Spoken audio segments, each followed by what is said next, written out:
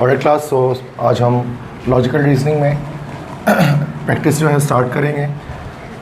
Last time एक class मैंने आपको दिया था जिसमें मैंने आपको इंट्रोडक्शन दिया था लाइक के लॉजिकल रीजनिंग में क्या चीज़ें, किस टाइप के क्वेश्चंस हमारे पास आते हैं। तो आज हम उसकी प्रैक्टिस करेंगे उन तमाम क्वेश्चंस की कि किस तरह के क्वेश्चंस पॉसिबल हमारे पास होते हैं और किस तरह से उनके आंसर्स दे रहे हैं। इसी को हम लॉजिकल रीजनिंग कहते हैं, कुछ बच्चे इसको IQ कहते हैं। ठीक है, IQ से मुराद लाइक इंटेलिजेंस क्वोशेंट वाले क्वेश्चंस कहा जाता है, इंटेलिजेंस क्वोशेंट। ठीक है, और कुछ इसको कहते हैं एनालिटिकल रीजनिंग, इसी को एनालिटिकल रीजनिंग कहा जाता है। और इसी को फिर हम जो है वो verbal and non verbal test कहते हैं, और इसी को कहा जाता है इंटेलिजेंस टेस्ट।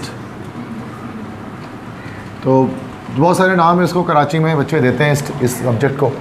कुछ लोग लॉजिकल रीजनिंग कहते हैं, कुछ IQ कहते हैं, कुछ इंटेलिजेंस क्वोशेंट कहते हैं, कुछ एनालिटिकल रीजनिंग कहते हैं, कुछ वर्बल नॉन वर्बल रीजनिंग कहते हैं, कुछ इसको इंटेलिजेंस टेस्ट कहते हैं। सबसे आप अलग अलग नाम सुनेंगे, ये एक ही चीज़ है, इसमें कोई फ़र्क नहीं होती है, नाम अलग अलग है।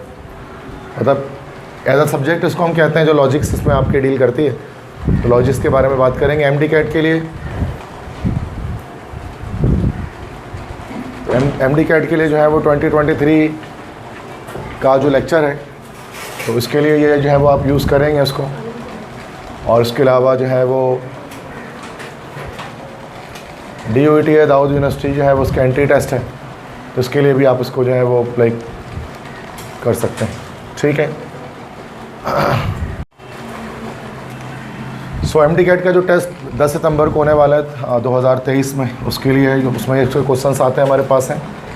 और इसके अलावा जो है वो दाऊद यूनिवर्सिटी के लिए जो टेस्ट होगा अभी संडे को, उसमें भी इससे क्वेश्चंस आएंगे। तो अलग अलग तरह के होते हैं, पहले नंबर सीरीज़ के क्वेश्चंस होते हैं, नॉन वर्बल रीजनिंग है, कॉज एंड इफेक्ट है, लॉजिकल डिडक्शन है, इस तरह हमारे पास कोर्स ऑफ एक्शन है। डिफरेंट टाइप के क्वेश्चंस होते हैं, मल्टीपल टाइप्स के।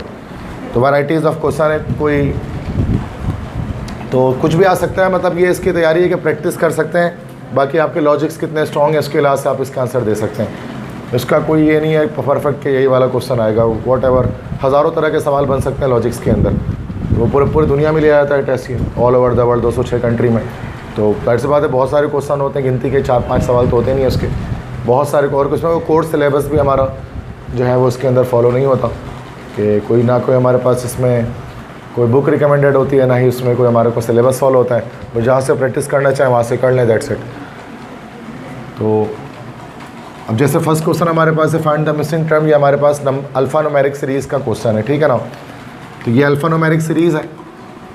अल्फ़ा न्यूमेरिक सीरीज़ के अंदर क्या होता है कि हमारे पास जो है वो अल्फ़ाबेट्स और नंबर्स दोनों एक साथ आ जाते हैं, तो उसको कहा जाता है अल्फ़ा न्यूमेरिक सीरीज़। अगर दोनों चीज़ एक साथ हो जाएं, अल्फ़ाबेट और नंबर्स दोनों एक साथ आ जाएं, that is alpha numeric series. IG4 9 इस तरह से यहाँ पर आ रहा है, 9 J16 25 M36 81 S100। अच्छा, यहाँ पर इसमें एक जो है वो हमारे पास एक अननोन पोर्शन है, आपको इसमें जो अननोन सीक्वेंस है वो आपको बताना है। तब इसमें डिफरेंट तरह से हम इसमें सीक्वेंस ढूंढते हैं, कुछ बहुत आसान होता है 1 सेकंड में हो जाता है, कुछ में शायद 5 मिनट लगते हैं करने में, तो डिपेंड्स ना। अब ये कुछ 1 सेकंड वाले भी होते हैं, जैसे कि 1357 डैश अगला बताओ तो 9 1 सेकंड में, 2468 अगला बताओ 10 तो 1 सेकंड में, और कुछ में शायद आपको 2-3 मिनट लग जाए, कुछ में 5 मिनट लग जाए। पॉसिबिलिटी है चूँकि एक सवाल में टाइम तो आपको दिया जाता है, ऐसा तो नहीं कि 10 सेकंड का टाइम दिया जा रहा है। अच्छा खासा वक्त होता है एक सवाल के लिए आपके पास एंट्री टेस्ट के अंदर। तो G है, इस तरह G है, उसके बाद देखिए G के बाद J है। अगर हम अल्फ़ाबेट को देखें, J के बाद M है, तो दो अल्फ़ाबेट्स छोड़कर यहाँ पे जो है वो हमारे पास सीक्वेंस हमारे पास चल रही है। G उसके बाद HI को छोड़ा J आया, ठीक है, KL को छोड़ा M आया, फिर M के बाद NO को छोड़ा तो यकीनन जाहिर सी बात इसमें P आएगा। अब अगर इसके अंदर P आएगा अल्फ़ाबेट में, तो हमारे पास क्वेश्चन A भी हो सकता है, क्वेश्चन B भी हो सकता है। आंसर्स हमारे पास दोनों ऑप्शंस हो सकते हैं। अब अगर एक ही ऑप्शन होता तो हम एक को ठीक लगा देते हैं, हम नंबर्स की तरफ देखते ही नहीं। लेकिन यहाँ मसला है कि अब नंबर में गेम होगा कि नंबर्स के लिहाज से क्या बात है। ठीक है, 4 16 36। अब इसके बाद अगला नंबर हमारे पास यहाँ पर क्या आने वाला है,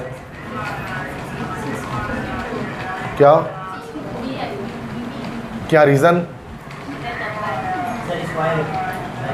4 का स्क्वायर 16, तो 16 का स्क्वायर 36 होनी है। 1 का स्क्वायर, 2 का स्क्वायर, 3 का स्क्वायर, 4 का स्क्वायर, 5 का स्क्वायर, 6 का स्क्वायर, ओके। 7 का स्क्वायर दैट्स 49 और 8 का स्क्वायर दैट्स 64, ओके। स्क्वायरिंग के लास्ट से चल रहा है, तो ये हमारा बी ऑप्शन होगा। इस क्लास से ए हमारा नहीं हो सकता, ठीक है। तो कभी कभार अल्फ़ान्यूमेरिक सीरीज में ये होता है कि दोनों तरफ आपको सीक्वेंस ढूंढना पड़ता है कि अल्फ़ाबेट्स में क्या सीक्वेंस चल रहा है और यहाँ पर क्या चल रहा है, ठीक है। अब नीचे जो हमारे पास ये क्वेश्चन आ रहा है, this is called non verbal reasoning. ये हमारे पास नॉन वर्बल का है। नॉन वर्बल में क्या होता है, पिक्चर फॉर्मेट्स होते हैं, इसमें वर्ड्स नहीं होते, अल्फाज नहीं होते, नंबर्स नहीं होते, बल्कि पिक्चर्स होती हैं। उसके लिहाज से आपको इसके आंसर्स देने होते हैं। Like look carefully at the sequence of symbols to find the pattern, select correct options. अब यहाँ पर लिखा हुआ है, देखो आर आर आर लिखा हुआ है, triple R triple R triple R, लेकिन इसकी पोजीशन थोड़ी चेंज है। अब देखो यहाँ पर इसकी पोजीशन मतलब सीधी है, यहाँ पर उल्टी है, यहाँ पर सीधी है, फिर यहाँ पर सीधी है, फिर यहाँ पर सीधी है, फिर यहाँ उल्टी है, फिर एक यहाँ पर सीक्वेंस है। मतलब एक सीक्वेंस ये कि अगली सीक्वेंस आपको बतानी है आर की, तो वो क्या आनी चाहिए। देखो अगर हम इस फर्स्ट और सेकंड को देखें ना, अगर तो ओवरऑल देखा जाए तो फर्स्ट और थर्ड सीक्वेंस में रिपीटिशन उल्टा अपोजिट जा रहा है। ये आर सीधा है और ये उल्टा हो जा रहा है, ये आर उल्टा है तो ये सीधा हो जा रहा है, ये आर सीधा है तो ये उल्टा हो जा रहा है। अब इसका मतलब इसका भी अपोजिट सीक्वेंस यहाँ पर आएगा। ये आर सीधा है तो यहाँ पर ये आर उल्टा हो जाएगा, इस तरह आर सीधा है यहाँ पर भी आर उल्टा हो जाएगा, रिवर्स हो जाएगा, और ये आर उल्टा है तो यहाँ पर सीधा हो जाएगा, ठीक है। तो कौन सा ऑप्शन हमारे पास करेक्ट होगा, बी ऑप्शन हमारे पास करेक्ट होगा। सॉरी, ओके डी है, 2 आर रिवर्स है और 1 आर सीधा है, स्ट्रेट है, यस ठीक है। तो ये तरह से हमारे पास हो जाता है। तो इसको हम लोग सिंबल सीरीज़ भी कहते हैं, नॉन वर्बल सीरीज़ कहलाता है ये इसी को हम लोग कहते हैं जैसे सिंबल सीरीज़। लास्ट ईयर तो एमडी कैट में सिंबल सीरीज़ नहीं आए थे, बट होते हैं लॉजिकल रीजनिंग के अंदर, ठीक है। तो ये इसलिए चीज़ कर लिया, सही है, समझ में आ गई बात। इस तरह के प्रैक्टिस क्वेश्चन है जो आज हम सॉल्व करेंगे। देखो ये हमारे पास जो है वो जो है लॉजिकल डिडक्शन से हमारे पास जो है वो क्वेश्चन आ रहा है। इसका तरीका मैं आपको बता दूँ किस तरह सॉल्व करेंगे अगर ऐसा सवाल आता है। तो स्टेटमेंट दी हुई है, some towels are brushes, no brush is a soap, all soaps are reds. फिर कंक्लूजन्स दिए गए 3 और आपको बताना है इसमें से कौन सी कंक्लूजन अप्रोप्रिएट है, ठीक है, सही है, वैलिड है।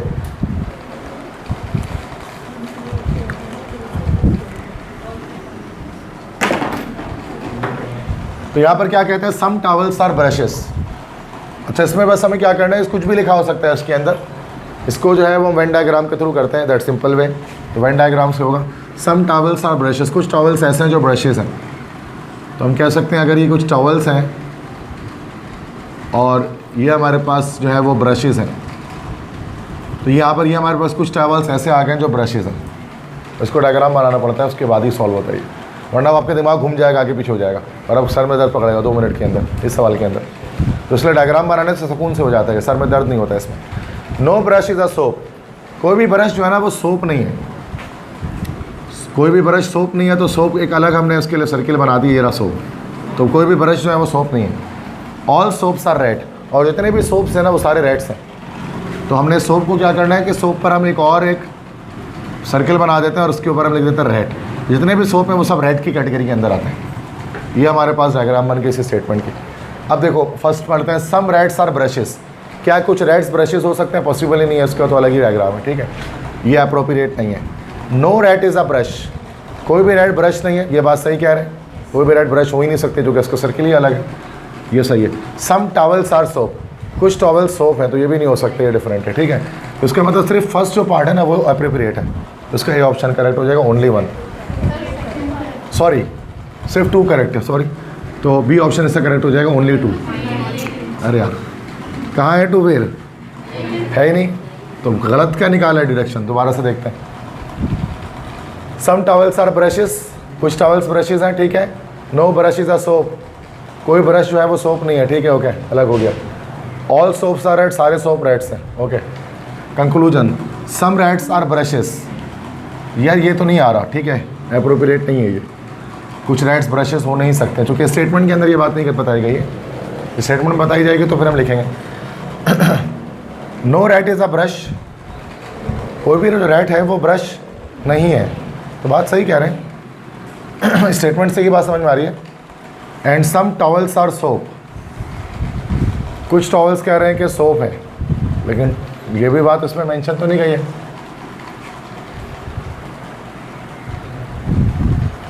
तो हमारे पास कंक्लूजन में जो हमारे पास सेकंड जो है ना, सिर्फ वही तो फॉलो हो रहा है। Only 1, only 3, 1, 2 and 3 appropriate.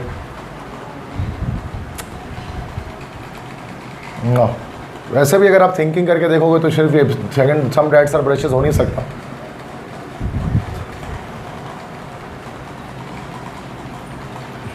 Keys में इसमें होगा मसला इसके कोई, ठीक है, इसका सेकंड ऑप्शन ही करेक्ट है, हो सकता है कीज़ में इशू, वरना इसमें कोई मसला नहीं होता। और डायग्राम के लिहाज से तो सेकंड ही करेक्ट है सिर्फ, और कोई नहीं, ठीक है।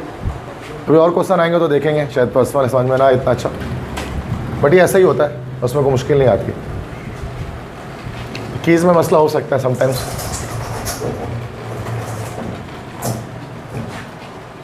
अब देखो ये वाले देखते हैं, ये भी सेम वही है, लॉजिकल डिडक्शन है। मोस्ट सीपीयूज आर कीबोर्ड्स, ज़्यादातर सीपीयू जो है ना वो कीबोर्ड हैं, अगरचे होते नहीं है लेकिन आप दिखाया जा रहा है। Most CPUs are keyboard. अब देखो ये सीपीयू है और ये हमारे पास भी कीबोर्ड है, तो ज़्यादातर सीपीयूज कीबोर्ड है, ये सारे नहीं है। No keyboard is a mouse, कोई कीबोर्ड जो है वो माउस नहीं है, तो माउस को अलग कर दिया, उसका मतलब कोई कीबोर्ड जो है वो माउस नहीं है, माउस अलग चीज़ है। ऑल माउसेज आर सीपीयू, हर माउस सीपीयू। अब ये माउस को यहाँ से मिटाना है और इसके अंदर डाल देना माउस, हर माउस सीपीयू के अंडर में ही आ रहा है। तो लेकिन कोई भी कीबोर्ड माउस नहीं है, तो इस वाले पोर्शन में हम इसको नहीं ऐड कर सकते इस शेडेड एरिया के अंदर, ठीक है। तो सम कीबोर्ड्स आर सीपीयू, तो ये सही है, कुछ कीबोर्ड जो है ना सीपीयू है। ऑल सीपीयूज आर माउस, सारे सीपीयू माउस नहीं है, जाहिर सी बात है, कुछ हर माउस सीपीयू है लेकिन हर सीपीयू थोड़ी ना माउस है। No mouse is the keyboard, कोई माउस कीबोर्ड नहीं हो सकता, ये भी सही है, ठीक है। तो हमारे पास फर्स्ट और थर्ड 1 और 3 फॉलो होगा, तो यहाँ पे ये सही आ रहा है भी ऑप्शन, तो वहाँ पे भी सही आना था। ओनली 1 और 3 जो है ना वो फॉलो हो रहा है, उसके अलावा फॉलो नहीं हो रहा। तो ये डायग्राम से ही होगा, वरना ये घन चक्कर है, घुमा जाएगा आपको ये, आप परेशान हो जाएंगे। ये कीबोर्ड सीपीयू जो कि तो माइंड ही नहीं बन रहा ना, तो ये इसको हम एक वर्ड्स के तहत क्या करना है, लॉजिक्स के लिहाज से इसको ड्रॉ कर देना। ये माउस मैंने उठा के उसके अंदर इसलिए डाला जो कि आखिरी में कहा कि ऑल माउस और सीपीयू, वरना हम इसको बाहर ही रखते हैं। जब तक वो चूँकि स्टेटमेंट जो बताएंगे उसके लिहाज से आंसर देना, अपनी लॉजिक्स नहीं लगानी होती है उसके अंदर, ठीक है। स्टेटमेंट से आउट अगर कोई चीज़ है तो फिर हम उसको समझते हैं कि वो पॉसिबल नहीं है, वो एग्जिस्ट नहीं करती है, ठीक है। समझ में आ गई बात। तो ये आसान होती है, इतना मुश्किल नहीं होता, इसका 100% करेक्ट आंसर आता है अगर आप वो मेथड फॉलो करें जो मैं बताता हूँ। अब ये एक सवाल है, नेक्स्ट क्वेश्चन 5 है, 5, 6 दोनों एक साथ ही है। A, B, C, D and F are sitting on a wall and all of them are facing east. मतलब कुछ 6, 1, 2, 3, 4, 5, 7 लोग हैं जो कि एक वॉल में बैठे हैं, एक दीवार के ऊपर बैठे हुए 7 लोग एक साथ, मतलब साथ बैठे हुए हैं। C is on the immediate right of D, B is an extreme and has E on its neighbor, G is between E and F, D is sitting to the right of E। अब ये बड़ा घुन चक्कर है, देखो दोबारा से। अब ये दैट्स बात है, दिमाग वाली बात है, इसमें केमिस्ट्री फिजिक्स मैथ बात होना चाहिए आपको, इसमें चाहिए आपको दिमाग जो अल्लाह ने आपको दिया है। लॉजिक्स, आप जिसके लॉजिक्स वीक हैं तो वो तो बिल्कुल ही गलत करेगा उसको 100%। इतने लोग हैं, 7 लोग हैं बैठे हुए हैं इसमें, ठीक है। बच्चों से भी है, 1 क्लास के बच्चा भी जवाब दे सकता है, उसके लॉजिक अच्छे हैं, और कोई ग्रेजुएट बंदा भी जवाब नहीं दे सकता, उसका लॉजिक फेल है। सिंपल सी बात है, लॉजिक तो इंसान अल्लाह की तरफ से गॉड गिफ्टेड है, जो अल्लाह ताला देते हैं इंसानों को। तो अब देख लेते हैं कि कैसे हो रहा है। C is on the immediate right of D, C जो है ना वो डी के बिल्कुल राइट में, इमीडिएट राइट में। तो मैं बना लेता हूँ कि सी जो है वो राइट साइड पर है डी के, okay. B is an extreme end, B एक एक्सट्रीम एंड में है, किनारे पर है। अब वो किनारा राइट वाला भी हो सकता है, लेफ्ट वाला भी हो सकता है, वॉट एवर, ये हमें नहीं पता अभी। बी एक्सट्रीम एंड पर है, वो कौन सा एंड है, सीधे हाथ वाला, उल्टे हाथ वाला, हमें क्या पता, एंड तो 2 तरफ होता है। अब बंद कर दिए, 2 तरफ है, राइट है भी, लेफ्ट भी है, तो हम कहीं पे भी लगा लेते हैं। अभी फ़िलहाल यहाँ पे लगा लेते हैं बी, लेफ्ट हैंड वाले एंड पे। राइट पे भी लगा सकते थे, मुझे नहीं पता, आगे पता लगेगा, क्या पता मिटा के मुझे राइट करना पड़ जाए उसको अगले स्टेटमेंट को पढ़ के। And E is his neighbour, E इसका नेबर है, ये इसका पड़ोसी है, तो मतलब इसकी इस तरफ तो हो नहीं सकता ना, एक सिम पहले ये सबसे कोने पर बैठा हुआ है, तो ई हो गया। G is between E and F, G जो है वो ई और एफ के बीच में मौजूद है। जी जो है वो क्या कह रहे हैं कि G is between E and F, G जो है वो ई और एफ के बीच में मौजूद है, ओके। ऐसा ही होगा। D is sitting to the right of E, D जो है वो ई के राइट पर हमारे पास जो है वो मौजूद है, तो ऐसे D is sitting to the right of E, तो ई के राइट पे डी मौजूद है, ठीक है। तो यही है, मतलब इससे पता लगे कि बी वाली हमने पोजीशन सेट सही की हुई है, ठीक है। आखिरी से पता लग रहा है who is sitting to the right of E, E के राइट में कौन बैठा है, जी बैठा है, तो डी ऑप्शन हो गया, दैट सिंपल। अगर आपने ये कर लिया तो आपको मसला ही नहीं है। Which of the following pairs of people are sitting at the extreme end, सबसे किनारों पर कौन से दो लोग बैठे हुए हैं, सी और बी बैठा हुआ है ना, तो सी भी इसका आंसर हो जाएगा। दैट से समझ में आ गई बात, इसमें कोई फॉर्मूला नहीं लगाना है आपको इसके अंदर बैठ के, ये बस लॉजिक है और क्या है। तो पहली है जो बचपन में आप सुनते हैं, ये वही चीज़ें कर रही हैं और कुछ भी नहीं है। तो ये कुछ लोग पहली सॉल्व करने में बहुत कच्चे होते हैं तो उनको बड़ा मसला आता है ये वो, और कुछ बच्चे बचपन से टैलेंटेड होते हैं, पहलियों में 10 सेकंड में बता देते हैं इसका आंसर ये, और लोग हैरान हो जाते हैं। तो उनके लिए लॉजिकल रीजनिंग बहुत ईजी होती है। लॉजिक सोचने की बात है, आपके सामने मैं सॉल्व कर रहा हूँ, आंसर किस तरह से आ रहे हैं देखें। अभी एक मुश्किल सवाल होता है, तो ये लास्ट ईयर ये आया था, इसमें अब ये बड़े परेशानी वाले सवाल होते हैं, तो ये आपको सिचुएशंस पर डील करता है। The only dark cloud in the economic horizon is the rather unsatisfactory foreign exchange and one may hope that the industry will play its role improving it by contributing to its export. The all-round progress of our company is continuing. I am happy to report that during the first half of the current year, April-September 2019, there has been further improvement in its working. तो एक report पेश की जा रही है कि economic horizon में जो डार्क क्लाउड है, जो एक बुरी बात है वो ये कि अनसेटिस्फैक्ट्री फॉरेन एक्सचेंज की जो सिचुएशन है, और इससे हम उम्मीद करते हैं इंडस्ट्री जो है वो अपना रोल अदा करेगी इसको बेहतर बनाने में, एक्सपोर्ट को बढ़ाकर। तो ऑल राउंड प्रोग्रेस है कंपनी की वो बेहतर होती जा रही है, और मुझे खुशी होती है ये बताते हुए कि जो पहला हाफ है रवा साल का, तो वो अपने बेहतरी की जानिब गामज़ा है, रवा दवा है। अब ये कह रहे हैं कि the report is presented by the chairman of the company to his the share holders. मतलब ये जो रिपोर्ट है ये जो है वो चेयरमैन कंपनी का, CEO वगैरह, वो क्या कर रहे हैं, वो अपने शेयर होल्डर्स को, स्टेक होल्डर्स को ये बात बता रहे हैं। मतलब ये वो स्टेटमेंट दे रहे हैं ना कि शायद कि वो बता रहे हैं, क्या ये सच्ची बात है, प्रॉबेबली ट्रू, क्या पता सच हो। इनसफिशिएंट डाटा टू से ट्रू और फॉल्स, हम ये इनसफिशिएंट डाटा इस वाले पैराग्राफ में हम ट्रू फॉल्स नहीं बता सकते, प्रॉबेबली फॉल्स, मुमकिन तौर पर ये फॉल्स है या बिल्कुल फॉल्स है। अब देखो ये डिफ़िकल्ट क्वेश्चन है ना, ये बिल्कुल वही बता सकता है जो सिचुएशन पर मौजूद हो। अब ये बात चेयरमैन यकीनन कर रहा है और कुछ बता भी रहा है कंपनी के बारे में कि रवा साल पाकिस्तान के अंदर खतरा चल रहा है, फॉरेन एक्सचेंज का मसला है, लेकिन हम क्या करेंगे कि एक्सपोर्ट को बढ़ाएंगे जिसकी वजह से पाकिस्तान के फॉरेन रिजर्व बेहतर होंगे, और कंपनी इस साल जो है अपने फर्स्ट हाफ में बहुत बेहतर जा रही है। अब ये रिपोर्ट जो है ना, चेयरमैन ज़रूरी नहीं है कि वो अपने शेयर होल्डर्स को दे रहा हो, इट इज़ नॉट नेसेसरी। क्या पता कि वो अपने एम्प्लॉयज़ को दे रहा हो, है ना, क्या पता वो अपने एम्प्लॉयज़ को दे रहा हो, क्या पता वो प्रेस ब्रीफिंग कर रहा हो, कुछ भी डिपेंड कर सकता है। तो शेयर होल्डर्स को भी दे सकता है, बाकी किसी और को भी दे सकता है, तो इसमें और डिटेल नहीं है। हाँ, अगर इसमें ये लिखा होता कि हम जो है ना वो आपको शेयर होल्डर्स के लिहाज से दिखाया जाता है कि हम आपको इतना प्रॉफिट देंगे या हम आपको इतना ज़्यादा मार्जिन देंगे, मार्कअप देंगे अगर आप हमारे साथ कोऑर्डिनेट करेंगे, तो फिर हम कह सकते हैं कि हाँ यार ये शेयर होल्डर्स को ये बात कह रहा है जो उसके पार्टनर्स हैं। तो अदरवाइज़ इसमें इनसफिशिएंट डाटा है जो हमें सही और गलत के बारे में नहीं बता सकता कि इधर क्या है। ये तो मल्टीपल प्रैक्टिस है, ये सबसे मुश्किल सवाल है लॉजिकल रीजनिंग में, ये MD कैट में आता है, तो ये सबसे डिफ़िकल्टी से होता है। जैसे मैंने यहाँ लगा दिया इनसफिशिएंट डाटा टू से ट्रू और false.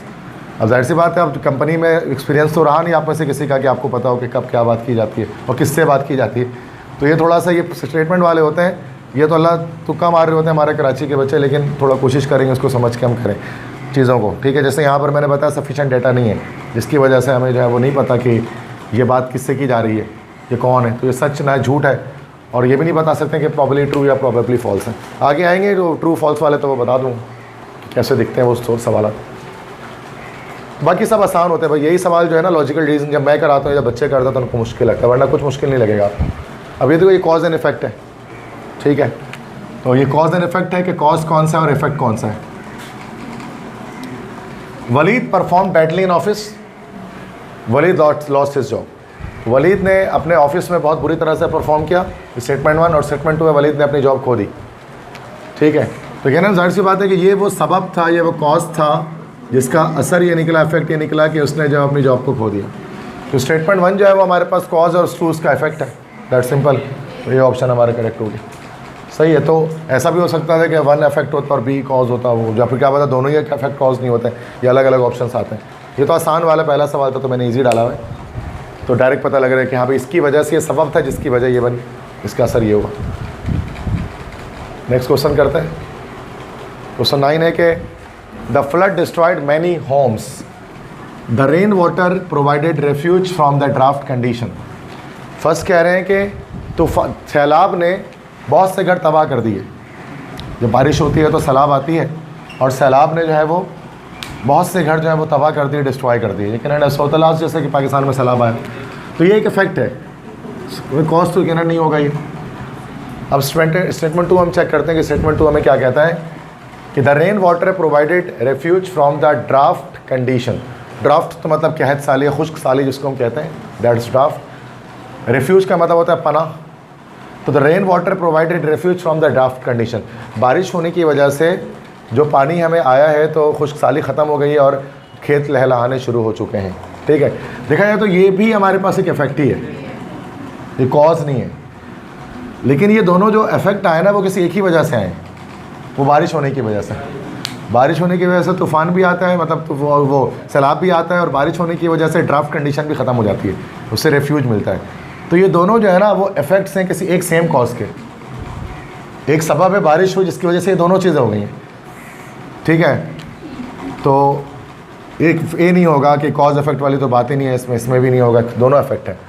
Both the statements 1 and 2 are independent causes, cause तो उनमें से कोई भी नहीं है। Both the statements 1 and 2 are independent causes, both the statement 1 and 2 are effects of same common cause. ये ऑप्शन करेगा कि बारिश हुई होगी तो उसकी वजह से ये दोनों इफेक्ट्स आए होंगे सामने। देखो उसमें कोई ये नहीं कि याद करेंगे कोई चैप्टर से निकल के आया आपके, कुछ भी ऐसा नहीं है, ये कॉमन सेंस वाली बात है जो इंसान को पता होती है। हाँ, थोड़ी सी इंग्लिश आनी चाहिए, हल्की सी। आपको ड्राफ्ट पता हो, या ड्राफ्ट मतलब खुश साली है, रेफ्यूज मतलब पना है, रेन वाटर बारिश का पानी है।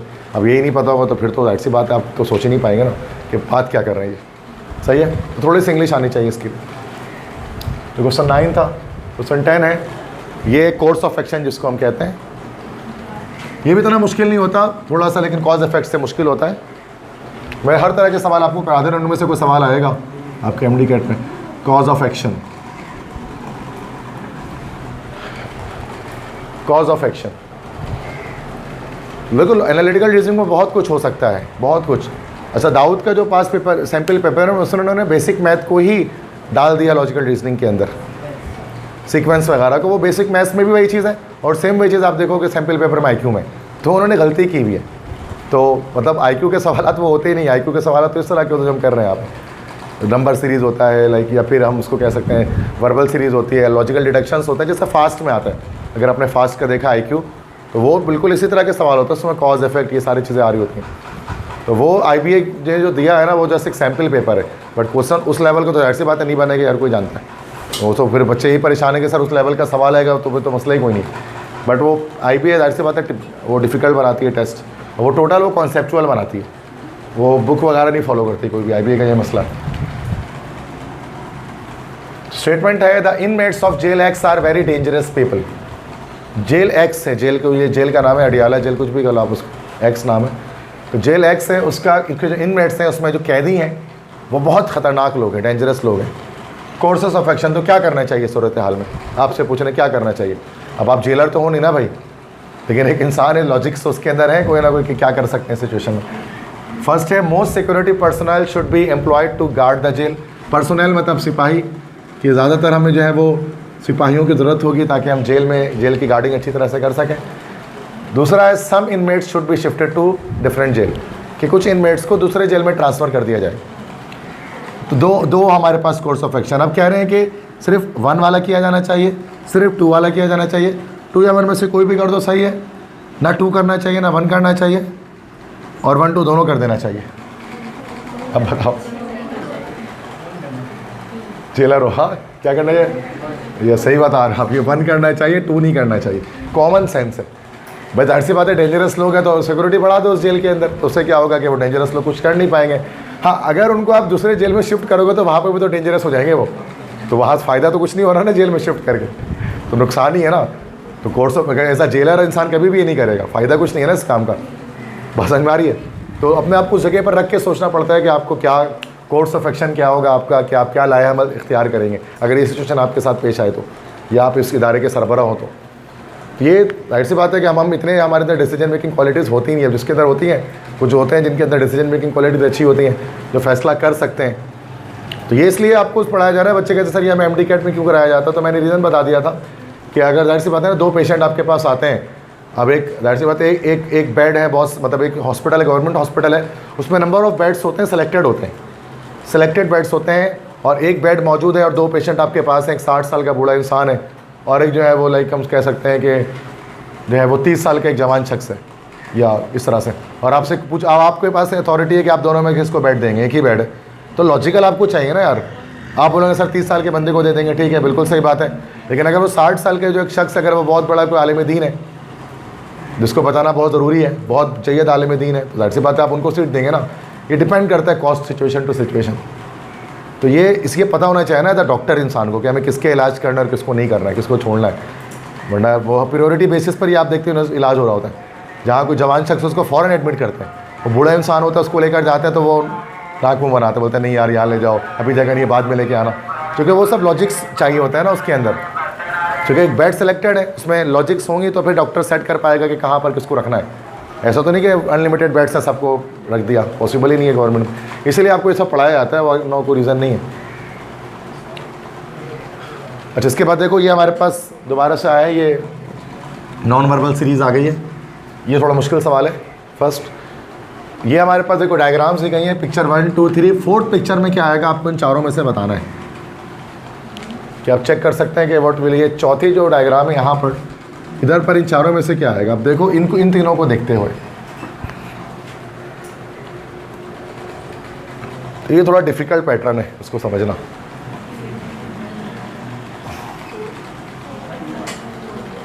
यस 4 आएगा, हाँ 3 आएगा। देखिए राइट जैसे तो कोई चीज़ है ही नहीं ना ऊपर, इसमें एक स्टेट 90 डिग्री है तो एक 45 डिग्री पे आया हुआ है, तो या तो 2 होगा या तो 4 होगा, सिंपल सी बात है ना भाई।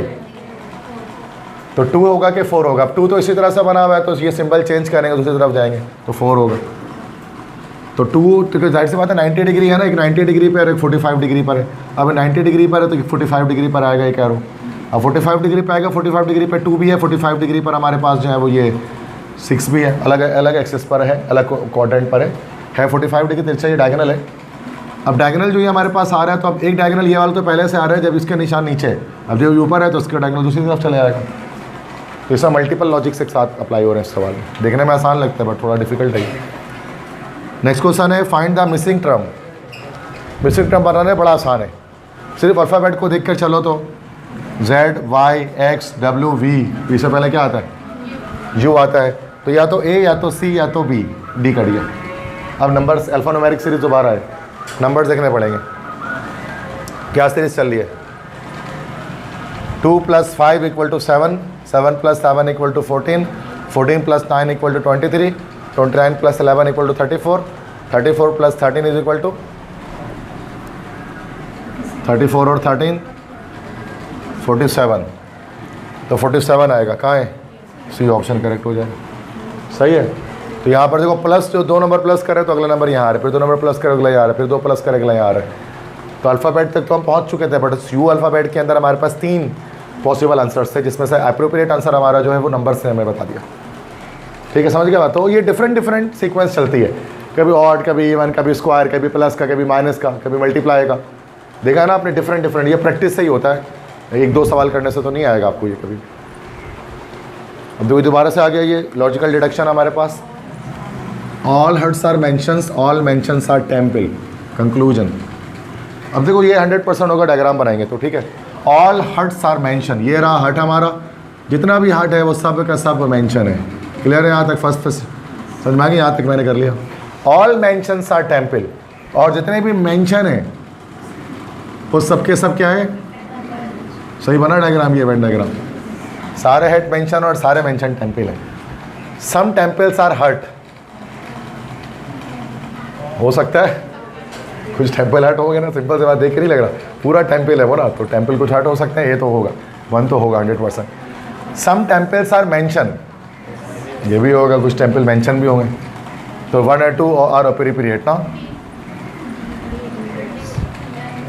एक सेम ऑप्शन है क्या? अच्छा, इन अप्रोप्रिएट, ओके, 1 और 2 आर अप्रोप्रिएट, सही है, समझ गए। तो ये इजी है, ये सबसे आसान सवाल होता है इसके अंदर, लेकिन वही है कि इसको डायग्राम बनाकर करेंगे ना तो दैट विल बिकम ईजियर। ये सिंपल ट्रिक है इसको सॉल्व करने की, वरना कुछ बच्चे लाइन से भी लॉजिक समझ जाते हैं, बट मैं समझता हूँ हर बच्चे के अंदर ये स्किल नहीं होती, तो आपको डायग्राम बना लेना चाहिए। नेक्स्ट देखिए, सम पर्ल्स आर स्टोन्स, कुछ पर्ल्स जो हमारे पास है स्टोन है, and some stones are diamonds. Some pearls are stone, कुछ पर्ल्स स्टोन है, सारे नहीं कुछ। अब कुछ वाली कंडीशन आती है तो ये कर लेते हैं ना, तो हमारे पास कुछ पर्ल्स हैं जो हमारे पास स्टोन्स हैं, ये रहे वो पर्ल्स जो स्टोन है। सम स्टोन्स आर डायमंड, और कुछ स्टोन हमारे पास ऐसे हैं जो डायमंड हैं। No diamond is a gem, कोई भी डायमंड नहीं है जो क्या कोई भी जेम हो, तो जेम एक अलग चीज़ है, ठीक है। तो ये हमारे पास डायग्राम अलग अलग स्टाइल में की डायग्राम बनती है, वो देखते हुए बस हम बनाते जाते हैं। सम जेम्स आर पर्ल्स, नहीं, तो ये स्टेटमेंट नहीं बता रहा मैं, जेम अलग चीज़ है बिल्कुल। सम जेम्स आर डायमंड, तो ये भी फॉल्स हो गया। No gem is a diamond, सिर्फ थर्ड स्टेटमेंट जो है ना हमारे पास वो अप्रोप्रिएट है बस, बाकी 1 2 गलत। 4 भी है, sorry, no gem is a pearl, कोई भी जेम जो है वो पर्ल नहीं है, सही बात है ना, तो 4 भी सही है, 2 आंसर होने चाहिए था ना फिर, इसका मतलब है to get statement 3 and 4 both are correct in that case. फिर से दोबारा देखते हैं, रीचेक कर लेते हैं। Some pearls are stone and some stones are diamond, okay okay, some stones are diamond.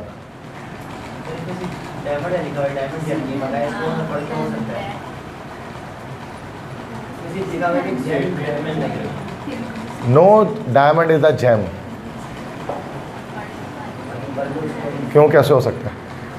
नहीं, जब स्टेटमेंट ऐसा तो और भी चीज़ें प्रीसियस भी हो सकती थी। No diamond is a GeM,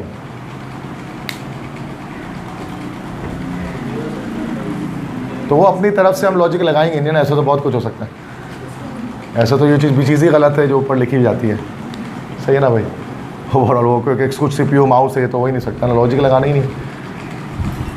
यहाँ पर दोनों ही करेक्ट है हमारा ना, 3 और 4, 3 and 4 बोथ आंसर की, तो मसला है इसमें, क्योंकि अकॉर्डिंग टू सीक्वेंस यही बनेगा भाई, 3 और 4 दोनों करेक्ट होंगे, सही है।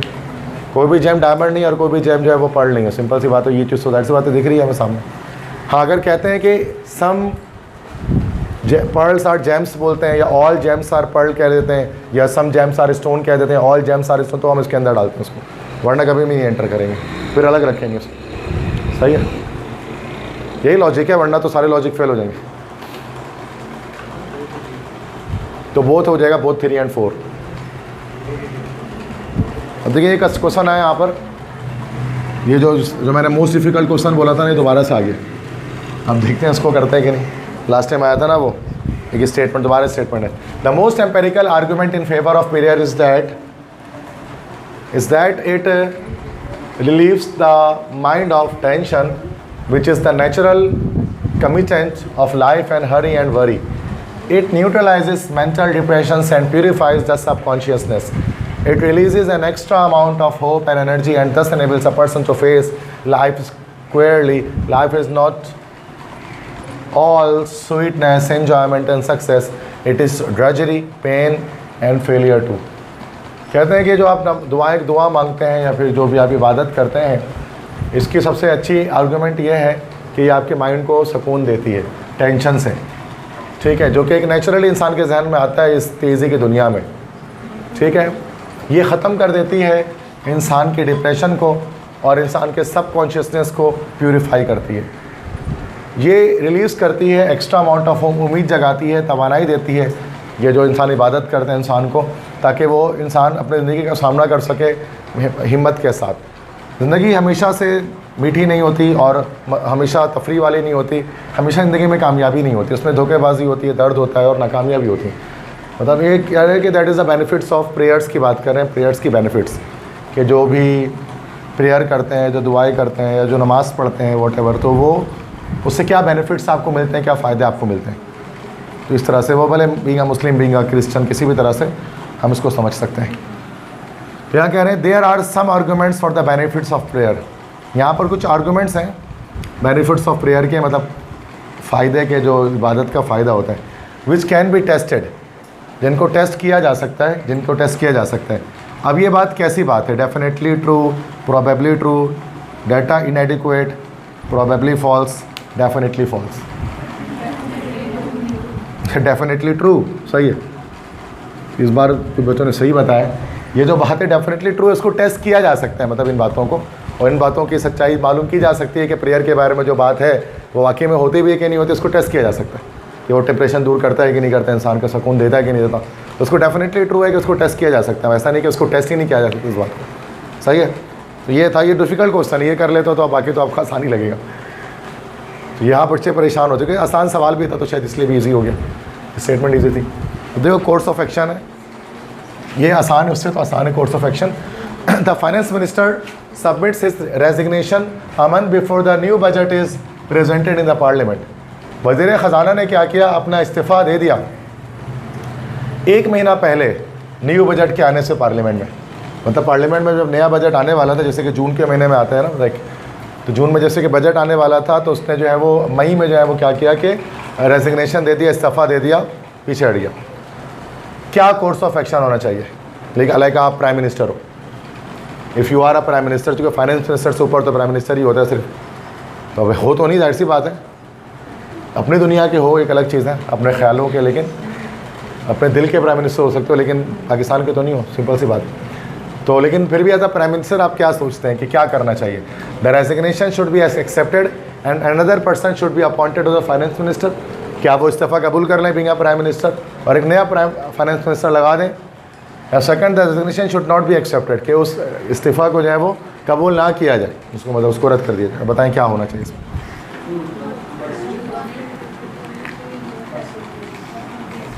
कौन सा ऑप्शन करेक्ट बैठेगा इसमें? हाँ, क्या ए भी बताओ, 1 2 छोड़ो, A B C D, चूँकि दोनों भी तो सही हो सकते। ए और बी कह रहे, 2 चीज़ों में आ रहा है। B is the correct answer. मसला है कि अब नया बंदा क्यों लाया जाए, क्योंकि अगर ये फाइनेंस मिनिस्टर अगर रेजिग्नेशन दे रहा है तो उसका मतलब उसने कोई बंड मारा है बहुत बड़ा, लेकिन तो कोई ना ब्लंडर उसने किया है ऐसा कोई, जिसकी वजह से वो रेजिग्नेशन दे रहा है। तो उसको तो अब बजट में क्या होता है, फिर बहुत बड़ा इजाफा होता है ना, पूरे साल की रिपोर्ट पर नया बजट आता है, तो उसको रेजिग्नेशन लेना नहीं चाहिए उस टाइम पर ना, उससे पूछगछ करने को भाई आपके टाइम में ऐसा क्यों हुआ, तो उसका रेजिग्नेशन एक्सेप्ट नहीं करना चाहिए। उसको बोलना चाहिए आप 1 महीना और रहो, बजट के बाद भले हम दूसरा बंदा ले आएंगे। तो बेहतर ये है कि भैया प्राइम मिनिस्टर आप जो है उसको ना एक्सेप्ट करो। तो इतना आसान नहीं होता ना, लाइक प्राइम मिनिस्टर बनना, तभी हम कहते हैं सोच के फैसला करना पड़ता है। ये फैसला कर लोगे तो उसको तो मज़े आ गए, वो तो सारा रायता फैला के चला गया, वो अब समेटेगा नया बंदा आके, मसला है ना ये। तो ये सही थोड़ी ना है। चलो ठीक है, दक्षियत आसान होता है, मुश्किल नहीं होता यार। ओके, एक और है, तो ये भी हमारे पास यही है, ये कॉज एंड इफेक्ट है। Ali could not attend the meeting held last month. पिछले महीने अली जो है वो एक मीटिंग अटेंड नहीं कर सका। अब उसके था किसी कंपनी में ऑफिस में मीटिंग, वो उसको अटेंड नहीं कर सका। और सेकंड है heavy traffic on the Firozpur road has become a problem every day. तो जो हैवी ट्रैफिक है फिरोजपुर में, वो हमेशा वो जो है वो हर रोज़ का एक प्रॉब्लम जो है वो बन चुका है। अब देखो, पहली बात तो ये एक इफ़ेक्ट है,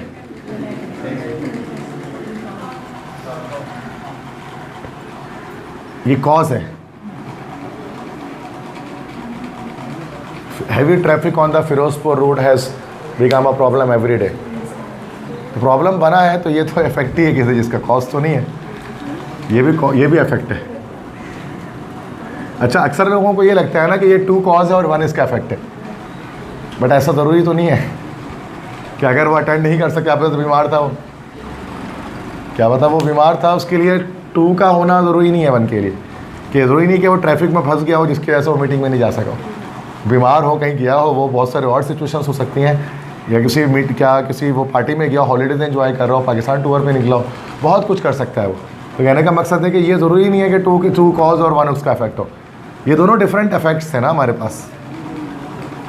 तो statement one is the cause effect की तो बात ही नहीं है उसके अंदर। पहली बात तो ये, both the statements 1 and 2 are independent causes, cause तो ही नहीं है, ठीक है। Both the statements 1 and 2 are effects of independent causes, both the statement 1 and 2 are effects of same common cause. या डी होगा ना, इंडिपेंडेंट कॉजेज के जो है ना ये हमारे पास इफेक्ट्स हैं। यस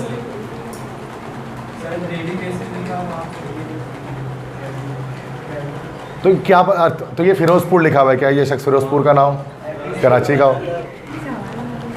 ये स्टेटमेंट तो नहीं आपको ये बता रहा ना, तो इसलिए इसमें हम ये चीज़ नहीं कहते। हाँ, ये एक इफेक्ट है किसी चीज़ की रीज़न की वजह से हो रहा है कि एक प्रॉब्लम बना है हैवी ट्रैफिक, ठीक है, फिरोजपुर का। तो ये दोनों ही हमारे पास इफेक्ट हैं और दोनों जो हमारे पास इंडिपेंडेंट कॉजेज़ के इफेक्ट हैं। हम ये नहीं कह सकते कि 2 की वजह से 1 हुआ है, समझ गया ना। तो ये क्लियर एक हमें दिख रहा होता है जब कॉज एंड इफेक्ट आ रहा होता है, वरना नहीं आएगा, सिंपल सी बात। तो ये डी हो जाएगा यहाँ पर, क्योंकि इसमें 100% आप ऐसे भी हर बच्चा एक्यूरेट नहीं हो सकता, कुछ होंगे कुछ नहीं होंगे। चलो ये देखते हैं statement. The literacy rate in the district has been increasing for the last 4 year. ज़िले में लिटरेसी रेट सर ख़वानदगी 4 सालों से जो है वो बढ़ रही है, बढ़ती चली जा रही है, बढ़ती चली जा रही है 4 सालों से। The district administration has conducted extensive training program for the working involve in the literacy drive. हाँ जी, तो बताइए उसका। देखो कह रहे हैं कि ज़िले में जो है ना वो शरह ख़वानदगी लिटरेसी रेट बढ़ती जा रही है, पढ़ने लिखने की शरह, और डिस्ट्रिक्ट एडमिनिस्ट्रेशन ने कंडक्ट किया extensive training program for the working involve in the literacy device. उन्होंने प्रोग्राम एक बनाया है जिसमें जो है वो लिटरेसी ड्राइव की जाए और लिटरेसी रेट बढ़ाया जाए। तो देखा जाए तो यार ये जो है ना, ये जो है कॉज है और जिसकी वजह से ये इफेक्ट हमारे पास आया है कि लिटरेसी रेट जो है वो 4 सालों से बढ़ रही है। क्योंकि उन्होंने जो लिटरेसी ड्राइव स्टार्ट किया है डिस्ट्रिक्ट एडमिनिस्ट्रेशन ने, और ट्रेनिंग देना शुरू किया टीचर्स वगैरह को, ये वो जो भी करना शुरू किया, इससे नतीजा ये निकला कि जो है लिटरेसी रेट जो है वो बढ़ रही है। तो स्टेटमेंट 2 हमारे पास जो है कॉज है और 1 जो है उसका हमारे पास इफेक्ट है, ठीक है। तो बी ऑप्शन करेक्ट हो जाएगा। ये बेसिक इस तरह से क्लियर आपको दिख रहा है कि यार इसकी वजह से ये चीज़ हो रही है, सिंपल।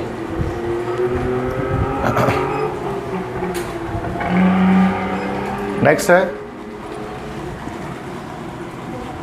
तो ये भी देखें। अब ये जहाँ पर लॉजिकल डिडक्शन है, कह रहे हैं कि 5 plays A B C D and E are to be stage from Monday to Friday. Monday से फ्राइडे तक हमारे पास, मंडे हो गया, Monday, Tuesday, Wednesday, Thursday, Friday, इस तरह से सैटरडे, नहीं फ्राइडे तक ही है ना, ओके। मंडे से फ्राइडे तक 5 प्लेस जो है रखे गए हैं, स्टेज शोज 5 रखे गए हैं। On each day only 1 play will be stage, हर दिन एक प्ले होता है। अब इसमें बता रहे हैं डी और E should not be either the first और the last to be stage. D और ई जो है ना, ये दोनों ना पहले है ना ये आखिरी है, मतलब मंडे फ्राइडे के अंदर डी और ई नहीं आ सकता 100%। बीच में कहीं होगा, इनके बीच में होगा डी और ई। अब कहाँ होगा ये नहीं बता के पढ़ेंगे तो पता लगेगा। तो यहाँ जो है डी और ई नहीं हो सकता, ठीक है। ई तो आगे कह रहे हैं E should be immediately followed by C. E should be immediately followed by C से मुराद की ई जो है वो सी के बाद होगा कि सी ई के बाद होगा? ई के बाद सी होगा ना, इसके जुमले का मतलब क्या है?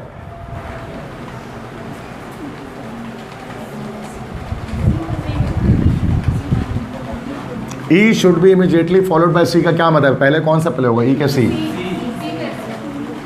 सी पहले होगा, ई बाद में होगा। ये पक्की बात है, समझ में आ रहा है इंग्लिश की मीनिंग क्या मतलब इसके? E should be immediately followed by C, तो पहले क्या होगा? सी, फिर उसके बाद ई होगा, ठीक है। तो ई जो है वो सी के बाद आएगा, मतलब इस तरह से ई है उसके बाद फिर सी है, ऐसे ही कह लेते, ठीक है। अच्छा, ई जो है वो एंड में नहीं है ना, ये भी हमें पता है। हम इस तरह से कह सकते हैं ई और सी। ई एंड में नहीं है ना, डी और ई एंड में नहीं है, तो हम इस तरह से ई सी लगा देते हैं फिलहाल अभी। B should be staged immediately after D. B जो है वो आफ्टर डी होगा, फ़ौरन से। तो बी जो है वो डी के बाद होगा, जो डी भी आपको पता है कि एंड में नहीं होगा, सिंपल सी बात है। 1 play is stage between A and B. एक प्ले ए और बी के बीच में स्टेज होगा तो वही कहना डी होगा, और ए किनारे में आ जाएगा। तो ए, डी, बी, ई और सी, इस तरह से प्लेस जाएंगे हमारे पास, सही है। तो which is the first play to be staged? पहला प्ले क्या हमारे पास होगा, जो मंडे के दिन होगा, ए होगा। Which play was stage on Wednesday? Wednesday के दिन कौन सा प्ले होगा? बी होगा तो बी होगा। तो ये मसला नहीं, मसला इस चीज़ को बनाना है, इस स्टेटमेंट को पढ़ के। ये घुमा रहे हैं आपको, डायरेक्ट सीधे मुँह नहीं बता रहे कि ए डी बी ई सी है वगैरह भी है, इसके बाद होगा, ये इससे पहले होगा, इसके बीच में होगा, नहीं ये ना शुरू में होगा ना आखिर में होगा। तो हमने उसके लिहाज से बना लिया, ठीक है ना। इससे पहले भी सवाल आया था जो हमने वो बच्चे लड़के जो वॉल पे बैठे हुए बच्चे थे उनके बारे में बताया था। तो ये उसी तरह के, ये भी इस तरह के क्वेश्चन आते हैं, पता होना चाहिए आप। अब और क्वेश्चन देखते हैं यहाँ पर कि इफ़ 3 cats, ये आसान सवाल है, if 3 cats can kill 3 rats in 3 minutes, how long will it take 100 cats to kill 100 rats? अगर तीन बिल्ली 3 चूहे को 3 मिनट में मारती है तो बताओ कि 100 बिल्ली 100 चूहे को कितने मिनट में मारेगी? 100 मिनट में मारेगी। बहुत अच्छा लॉजिक से आपके क्या कॉमन सेंस कहाँ गया, ख़त्म हो गया। 3 मिनट में मारेगी, 100 मिनट में क्यों मारेगी? तुमने सही बताया, नहीं समझ में आई बात। अब 1000 चूही, अगर 1000 बिल्ली को तो 1000 को भी 3 मिनट में मारेगी ना वो, तो एक 3 मिनट में मारी, दैट्स इट। ये तो पहले बचपन में 1-2 में पूछते थे यार हम लोग, ये तो लोग यहाँ पे जाकर पढ़े रहो, नहीं पूछा 1-2 में कभी, छोटे में। चलो नेक्स्ट क्वेश्चन देखो, the number of degrees through which the our end of clock moves in 2 hours and 12 minutes is dash. कह रहे हैं कि कितना डिग्री जो है ना वो घूमेगा एक हैंड ऑफ क्लॉक, ओवरऑल कितने डिग्री घूमेगा 2 घंटे और 12 मिनट के बाद। अच्छा मिनट क्लॉक, मिनट हैंड की बात शायद यहाँ पर कर रहे हैं, hour hand, sorry hour hand की बात कर रहे हैं। वो 2 घंटे 12 मिनट कितना घूमेगा? तो क्वेश्चन 2 में हमारे पास यही ना कि भाई 1 आवर में 30 डिग्री का चेंज आता है, हर घंटे में, तो दूसरे घंटे में 60 डिग्री का आ जाएगा। और चूँकि 2 घंटे और 12 मिनट है तो नियर टू 60 डिग्री है, तो इस लिहाज से हम 66 लगा देंगे पैटर्न के लिहाज से, ठीक है। और क्वेश्चन 3 देखते हैं, what is the smallest number of ducks that could swim in the formation 2 ducks in front of a duck, 2 ducks behind a duck and a duck behind 2 ducks। यार ये बचपन में पूछते थे हम लोग, तीतर के जो आगे तीतर, तीतर के जो पीछे तीतर, बोलो कितने तीतर? ये वाला हम लोग छोटा में सोचा कभी, तीतर के जो आगे तीतर, तीतर के जो पीछे तीतर, तो बोलो कितने तीतर? यही वाला सवाल है कि बत्तख के 2 आगे बत्तख, बत्तख के 2 पीछे बत्तख, बोलो कितने बत्तख? 3 बत्तख है ना, सिंपल सी बात है। तो 3 आंसर हो जाएगा। यार तो बचपन में करते थे यार, ये कह रहे थे वो, क्या कह रहे हैं कि 2 ducks, बताओ कितने minimum smallest number of ducks होंगे, ठीक है, जो फॉर्मेशन में तैर सकेंगे। 2 duck in front of a duck और 2 डक बिहाइंड अ डक और 1 डक दोनों डक के बीच में। अच्छा कुछ लोग क्या कहते हैं, ऐसे बना लेते हैं, 2 डक एक ऐसे और एक ऐसे, 5 बना देते हैं उसको, के साथ 2 डक आगे है, 2 डक पीछे और 1 दोनों के बीच में। ऐसा नहीं है ये, अब ये देखो ये वाली कंडीशन, यही बात तो है, इसके आगे 2 इसके आगे 2 डक है, इस वाले के पीछे 2 डक है और ये इन दोनों के बीच में। तो इस तरह से फॉर्मेशन नहीं करनी है, सवाल को देख के बच्चे ना ऐसे फॉर्मेशन कर रहा होता है, 2 आगे है, 2 पीछे, 1 बीच में आ गया, तो 5 हो जाएगा। इसमें भी तो ये हो रहा है, 2 आगे है, 2 पीछे, 1 बीच में। ये तो नहीं समझे ये बात भाई, हम लोग तो फारिग टाइम में पहले ही पूछते थे और क्या करते थे। हमारे टाइम में मोबाइल फ़ोन तो था नहीं कि व्हाट्सएप इंस्टाग्राम, तो पहले ही पूछ के टाइम पास करते थे। तुम लोगों को तो अच्छे से आता है ये सब, पहले तुम लोगों को नहीं आता इतना अच्छा।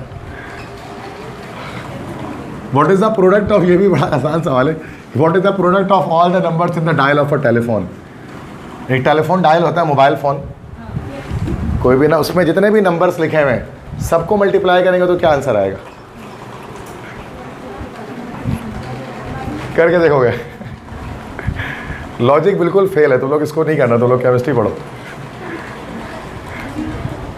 0 आएगा, 0 नंबर है ना उसके अंदर, 0 से मल्टीप्लाई तो वैसे सब 0 ही हो जा रहा है, कैलकुलेट क्या कर रहे हो बैठ के?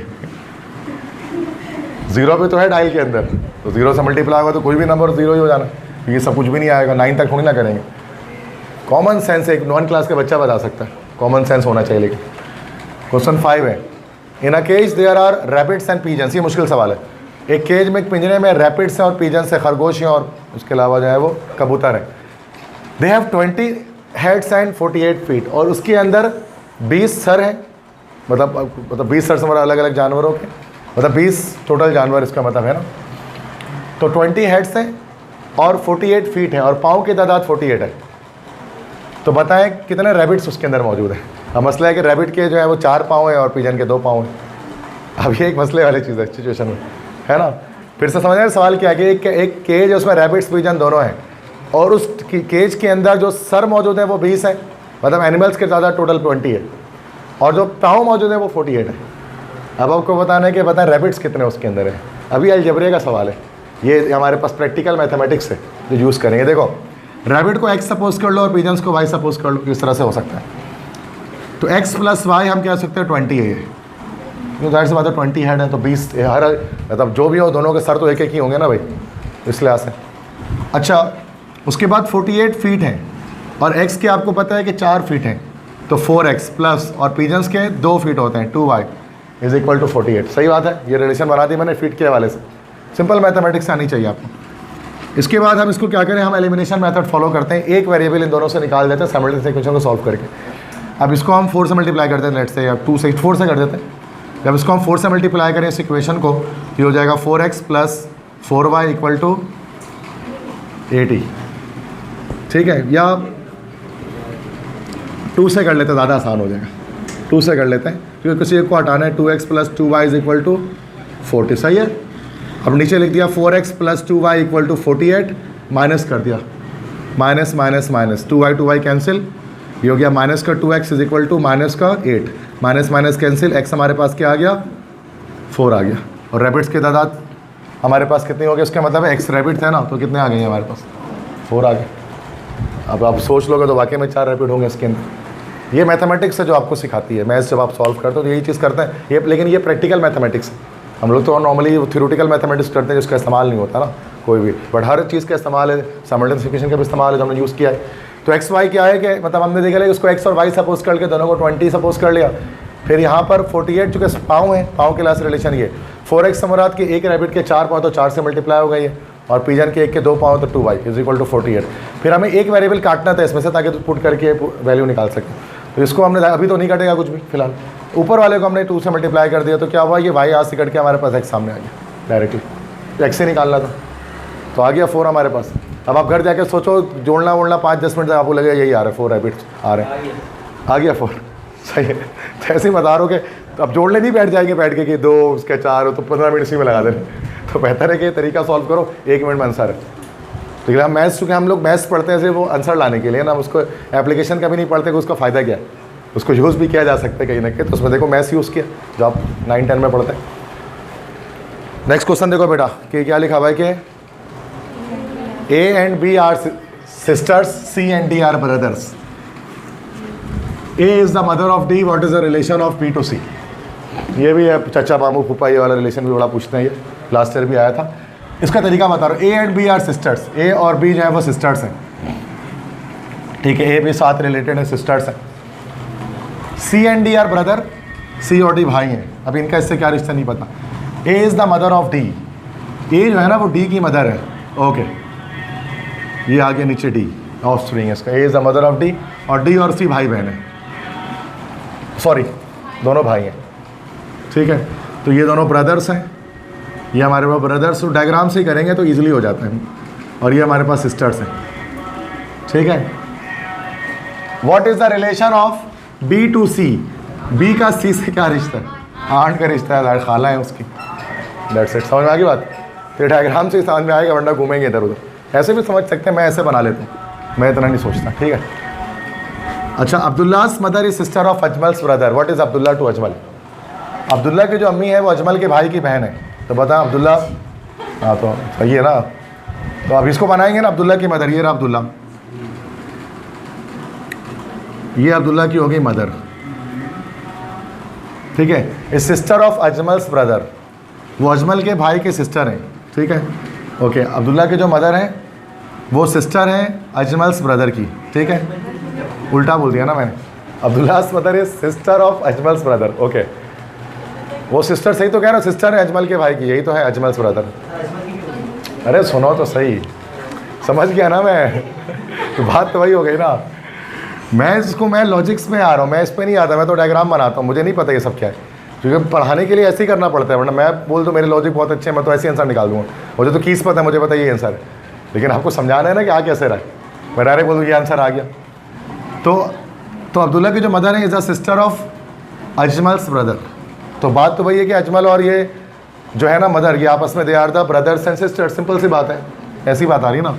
तो ये मदर है, उसके अलावा ये हमारे पास ये अजमल है, ठीक है। तो ये हमारे पास, ये हमारा ब्रदर है, ये हमारे पास सिस्टर है।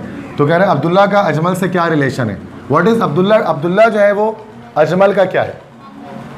अब्दुल्ला मामू कैसे हो गया अजमल का, अबे नेफ्यू हो गया ना, भांजा होगा ना, मामू कहाँ से हो गया, मामू तो अजमल है ना। तो ये तो नहीं पता कि अब्दुल्ला अजमल अब्दुल्ला का क्या है, अब्दुल्ला अजमल का क्या है, what is Abdullah to Ajmal. तो रिलेशन इस क्लास से बतानी है ना, तो अंकल नहीं लगेगा उसमें। Next, A is said to B my mother gave birth to a child who was neither my brother nor my sister, can you guess who was the child. ये बड़ा आसान सवाल है, वही बंदा ही है वो, सिंपल सी बात है। तो यही ऑप्शन हो गया ना, ए ने बी से कहा, लाइक कि my mother gave birth to a child who was neither my brother nor my sister, can you guess who is the child. तो वैसे बात तो बंदा खुद ही है, और क्या है, और तो पॉसिबिलिटी पॉसिबल है ही नहीं ना। नेक्स्ट है, A is the father of B but B is not as daughter, establish relationship B with A. A जो है ना वो बी का फादर है, लेकिन बी ए की बेटी नहीं है। तो बताओ फिर रिलेशनशिप क्या है बी का ए के साथ, बेटा है, सिंपल सी बात है, तो बेटी नहीं है तो, है ना भाई। तो बेटा हो सकता है, तो सिंपल ये डिडक्शंस हैं ईजी। ये को याद करने की चीज़ सुनी ना है ये सब, तो ऐसे ही बच्चे ले बता देते हैं। A child was accompanying a woman, एक बच्चा जो है वो एक औरत के साथ मौजूद था। On being asked who the boy was, उससे पूछा गया कौन है ये लड़का। द वुमन सेड, उस औरत ने कहा, his mother was the only daughter of my mother. How was the daughter related to the woman. तो उस औरत ने कहा his mother was the only daughter of my mother. क्या है, क्या कह रहे हो ब्रदर, यार इतना आसान है, कैसे कह रहे हैं। His mother was the only daughter of my mother, कि इसकी जो माँ है, मतलब जो मैं हूँ, I am the only daughter of my mother. तो वो क्या हो गया उसकी, कि उसकी जो माँ है वो लाइक मतलब उसका रिलेशन उस बच्चे से क्या हो गया हमारे पास, माँ मतलब माँ बेटे के रिलेशन है ना ये, माँ बेटी या माँ बेटा कुछ भी कह सकते हैं, सन हो गया ना भाई। नहीं समझे लॉजिक इसके अंदर, बना कर देगा डायग्राम, समझ आ गई बात, कि इसकी जो माँ है ना, तो वो मेरी माँ की अकलौती बेटी है, तो मैं इसकी उसकी खाला तो ही नहीं सकते ना, अकलौती है, दैट्स उसकी माँ ही है, सिंपल सी बात है, समझ गए को मसला। Next is a mango tree is as tall as a coconut tree. Mango tree जो है ना, जैसे मैंगो ट्री है तो वो उतना ही बड़ा है जितना बड़ा जो है वो कोकोनट ट्री है, लाइक, ठीक है। तो मैंगो ट्री है तो वो जो है वो उतना ही बड़ा है जितना एक कोकोनट ट्री है, ठीक है। अब banana tree is shorter than a palm tree. Banana का जो दरख्त है वो पाम के दरख्त से छोटा है। अ गावा tree is shorter than the banana tree but taller than mango tree, what is the tallest. Simple है यार, उसको मैं डायग्राम बना भी सकता हूँ, लेकिन आप देख लो। मैंगो ट्री कोकोनट ट्री के बराबर है, दोनों का साइज सेम है। बनाना ट्री जो है वो छोटा है पाम ट्री से, पाम ट्री से छोटा है। और guava tree is shorter than a banana tree. Guava tree छोटा है बनाना ट्री से, लेकिन मैंगो ट्री से वो बड़ा है। सबसे बड़ा इनमें से कौन है, इसमें चारों में से?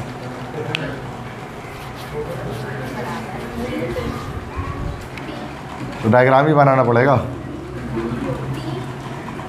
हाँ, डी पाम ट्री। देखो उसको कुछ भी वैल्यू दे देते हैं, इसको हम कहते हैं 10 है ये मीटर, ये 10 मीटर है। बनाना tree is shorter than a palm tree. अभी नहीं पता ये पाम का इससे क्या रिलेशन में जानते हैं हम, उसको भी कुछ में 9 दे दें उसको हम, तो इसको हम दे देते हैं 8, ठीक है। A guava tree is shorter than the banana tree. Guava जो है वो बनाना से भी छोटा है, तो उसको हम दे देते हैं 7। But taller than the mango tree, लेकिन ये मैंगो ट्री से बड़ा है, जिसका मतलब कि सारे रिलेशनशिप्स यहाँ पर हमारे फेल हो गए जो हम मैसेज करते हुए आ रहे हैं, क्योंकि ये जो गुआवा ट्री है वो बड़ा है किससे भाई, मैंगो ट्री से बड़ा है, ठीक है। व्हाट इज़ द टॉलेस्ट, तो 1 मिनट, मतलब गुआवा ट्री इनके लिहाज से सबसे छोटा है, इसके बावजूद इनसे तो बड़ा ही है। तो अगर हम उसको 11 कह देते हैं, मान लेते हैं उसको 11 कहते हैं, ठीक है। Shorter than the banana tree 12 ले लेते हैं, और इसको ले लेते हैं 13। तो सबसे बड़ा इन सब में क्या हो गया हमारे पास, पाम ट्री हो गया।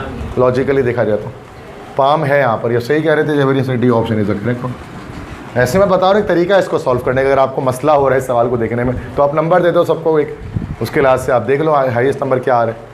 सही है, शुरू में जो नंबर दिया आगे जाकर हमें चेंज इसलिए करना पड़ा क्योंकि आगे आखिरी स्टेटमेंट में बोल दिया कि वो महाराणा मैंगो से बड़ा है, तो हमने बाकी सब कुछ से बड़ा कर दिया। अब वो कितना भी कर दो आप 20, 25, 30, 50 ले लो, हमें क्या करना है, हमें तो आंसर तक जाना है। मतलब सिंपल नंबर लेकर कर सकते हैं सॉल्व, तो इतना कोई मुश्किल नहीं है। 5 bags are lying in a pile of 1 above other. If A is above B, B is above D, but below E and D is above A, which bag is in the middle? क्या कह रहे हैं, 5 bag रखे हैं pile में, अगर A जो है ना वो B के ऊपर है, A B के ऊपर है, और C is above D, और C जो है वो D के अबव है, A जो है वो B के ऊपर है और C जो है वो D के ऊपर है। पता नहीं अब ये C D का क्या रिलेशन है, ठीक है ना, हम यहाँ थोड़ी देर के लिख देते हैं ना, क्या पता मिटाना पड़े, कोई मसला नहीं है। C जो है वो D के ऊपर है, okay, D but below E, लेकिन E से नीचे है, and D is above A, और जो D जो अबव है सही बनाया हमने। Which bag is in the middle, बीच में कौन है, D है, सही है। तीसरा डायग्रामेटिकली, वरना कंफ्यूजिंग होता है, जहन इधर उधर घूम जाएगा कि ये नीचे है तो वो ऊपर आ गया, फिर उसके सेंटर में ही आ गया, वो फिर परेशानी की बात। तो इसको बना लेंगे ऐसे। चूज़ आउट द, ये बहुत आसान है। आउट में ना, आउट वन आउट में क्या करते हैं, जो चीज़ रिलेट नहीं करती आउट वन में वो चीज़ बाहर निकाल लेते हैं। इवन चारों में से टोमेटो रिलेट नहीं कर, क्यों, because it is a fruit, all the other are vegetables. Carrot is not a fruit, carrot is a vegetable, but tomato is not a vegetable, it is a fruit. सही है, इसमें भी odd one out करें। Question 20 next सवाल में, हाँ जी, day, fortnight, calendar, month.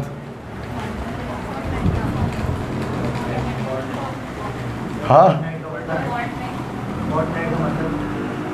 Fortnite का मतलब होता है 15 डेज या half month. Yes, calendar is the correct option. तो वो सब किसी न किसी दिन को शो करें, 1 दिन, 30 दिन, 15 दिन, ये कैलेंडर तो नहीं शो करता ना, वो तो एक डेट बताता है। Choose the word which is least like, भाई ऑड ईजी है यार, ये तो बच्चा भी बताता है। क्या करेंगे, शॉर्ट करेंगे, चूँकि इसमें बुलेट्स नहीं होती, बाकी सब में बुलेट्स, दैट्स इट। समझ आ गया, तो ये ऑड वन ईजी होता है, मतलब जो अलग लिख रहा है, बिल्कुल डिफरेंट से अलग है सबसे, उसको बाहर कर दो। ये भी ऑड वन अलग करें, बहुत ईजी है। तो फ्रेंड दैट में रिलेशन नहीं है, बाकी सब रिलेशनशिप्स हैं, ब्लड रिलेशंस है, फ्रेंड नहीं। नीचे बताएं, इसमें चारों में बताएं, ऑड वन आउट करें, क्यों,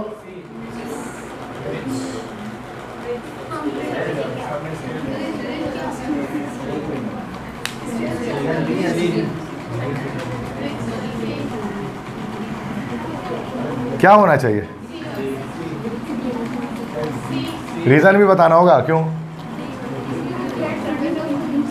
फ्लैट सरफेस है, तो ब्रिज पे चढ़ने के लिए भी तो ऊपर चढ़ाई कर रहे होते हैं ना, ओवरहेड ब्रिज नहीं कहे हो कभी, ओवर पेडेस्ट्रियन ब्रिज जो होता है तो चढ़ के जाते सीढ़ी पे।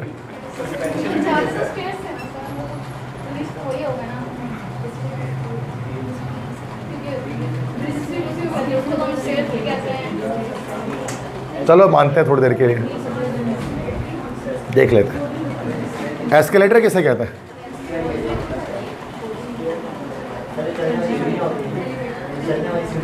या जो ऑटोमेटेड स्टेयरकेस होता है। तो हम ये नहीं कह सकते हैं कि बाकी सारे ऑटोमेटिक होते हैं, मतलब बाकी सारे इसमें खुद चल के जाना पड़ता है, इसमें बंदा अपने आप ऊपर चला जाता है एस्केलेटर में। हाँ, ब्रिज में स्टेयर्स होते हैं, लेकिन आप कह रहे हैं कि स्टेयर्स के स्टेप नहीं होते हैं।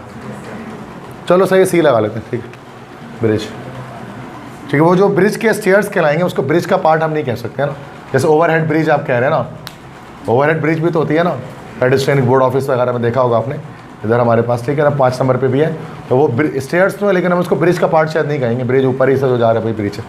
सही है, फिर ठीक है, C option correct.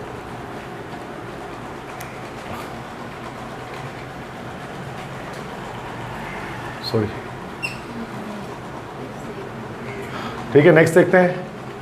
If zebra can be written as this, how can cobra be written. अगर ज़ीब्रा को इस तरह लिखा जा सकता है तो कोबरा को किस तरह से लिखा जाएगा। देखो, सिंपल है ये, इसमें लॉजिक दे रहे हैं, इसमें नंबर है, क्रिप्ट है। जेबरा जेड, देखो जेड हमारे पास 26 अल्फ़ाबेट है, ई हमारे पास है वो 5th अल्फ़ाबेट है, बी हमारे पास 2nd अल्फ़ाबेट है, आर हमारे पास 18th अल्फ़ाबेट है और ये हमारे पास 1st अल्फ़ाबेट। अब कोबरा को कैसे लिखेंगे? अल्फ़ाबेट निकाल लो, 3 हो जाएगा, 3 के बाद अगला नंबर वो कौन सा होता है अल्फ़ाबेट? 15 होता है, तो 3 15, बस ये बी ऑप्शन ऐसे ही लगा दो, डायरेक्ट हो गया। वो देखो मुश्किल नहीं है, अजीब सा लग रहा है सवाल देखने में कि ये क्या है, तो वो उसमें से उन्होंने क्रिप्ट किया है, उसको इनक्रिप्ट मैसेज जो कहते हैं ना, तो उसको डिक्रिप्ट करना है आपको, मतलब होता है ना क्रिप्टेड मैसेज होता है, उसको निकालना है कि इसके मीनिंग क्या निकल रहा है। अगर if at equal to 20 bat equal to 40 then cat will be equal to dash. अगर एट 20 के बराबर है, बैट 40 के बराबर है, तो कैट कितने के बराबर होगा? अब देखो इसमें कॉन्सेप्ट क्या है, क्या क्या कॉन्सेप्ट लगा रहे हो?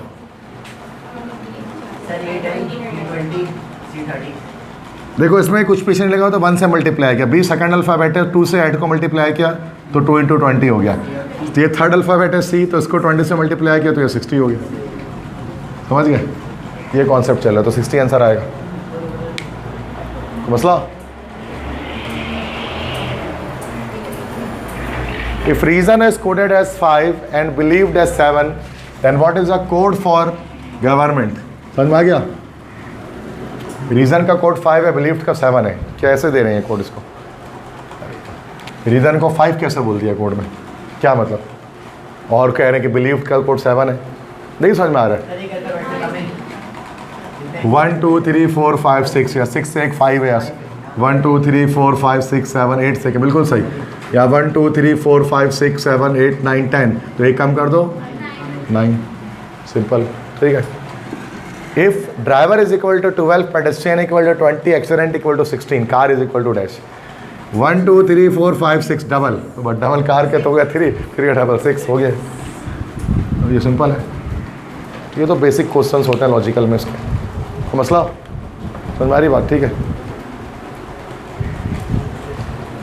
नेक्स्ट क्वेश्चन है, certain system of coding the word statement is written as, पता नहीं क्या लिखा है, जो उल्टा लिखा है ना वो, तो बताना है कि पॉलिटिकल का क्या रिवर्स होगा? पॉलिटिकल का उल्टा देना पॉलिटिकल, ओके, ये हो जाएगा। रिवर्स कर दिया भाई, बस देखने वाली आंखें चाहिए, कोई फॉर्मूला नहीं लगाना है फिजिक्स का, मैथ के उसके अंदर। नेक्स्ट देखो, 4 of the 5 figures are marked A, B, C, D and E are same in way or the other and one is different from the rest. You have to choose the figure which is a different odd. 5 diagrams दी गई, नीचे आपको बताना है कि odd diagram कौन सी जो बाकी से मैच नहीं कर रही है। बताएं इन 5 में से, 5 बॉक्सेस है ना, बहुत आसान है। डी, यस, बाकी सारे किनारों में है, ये सेंटर में है। बाकी सब देखो कोई ना कोई कॉर्नर पकड़ के रखा हुआ है, ये कॉर्नर में नहीं है, बीच में आया हुआ है, यही लग रहा और क्या है।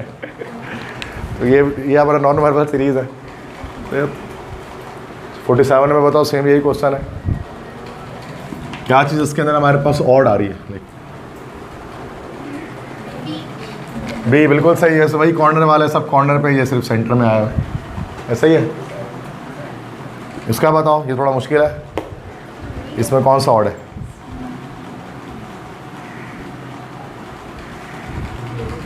ऐसे बन रहा है, फिर ऐसे चल रहा है, फिर ऐसे चल रहा है, ओके।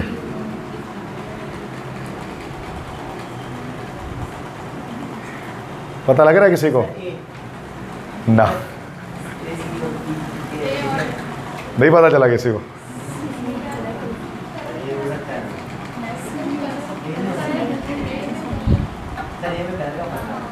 एक गलती थोड़ी, एक गलती है ही नहीं, ई गलत हो गया इस लिहाज से, ये गलत है ना, ये थोड़ी ना गलत है, ऑड ई है। क्योंकि देखो यहाँ पर देखो, इसमें ये साइन इधर राइट साइड पर है ब्लैक, यहाँ लेफ्ट साइड पर, या दोबारा राइट साइड पर आना चाहिए था। इस डायग्राम में भी देखो, यहाँ पर ऊपर कलर हुआ था, नीचे ब्लैक हुआ है, तो ये पैटर्न अल्टरनेट चल रहा है, तो ये अल्टरनेट पैटर्न में डिस्टर्ब हो गया ई में जाकर। फिर जैसा ये आ रहा है ना, लाइक सी में, वैसे ही डी में, ई में आ रहा है, ये गलत हो गया ना, अल्टरनेट पैटर्न चल रहा है हमारे पास। समझ गए? तो वहाँ डायग्राम सबके सही थी, लेकिन वो शेडेड एरिया में मसला था। इसमें बताओ 49 में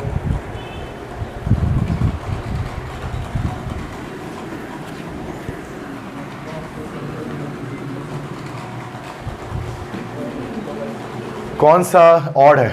4 डायग्राम है या डी हो सकता है, क्योंकि सारी इंटरसेक्टिंग लाइन से सवाई डी है। ये लाइन उसको यहाँ आगे तक जानी थी, है ना। सब में देखो 3-3 लाइन इंटरसेक्ट करते हुए किनारे तक जा रही है, सवाई उसके डी है, उसमें नहीं जा रही ना। ये तो मैंने बनाया है, जा तो नहीं रही, दैट्स वाई। तो 50 बताओ इसमें किसको सीम है, सही है। सब में 3-3 लाइन से सारे डायग्राम बने हुए, इसमें 4 लाइन्स चाहिए, 4 लाइन्स, ऐसा ही है। क्या हो गया, नहीं समझ में आया?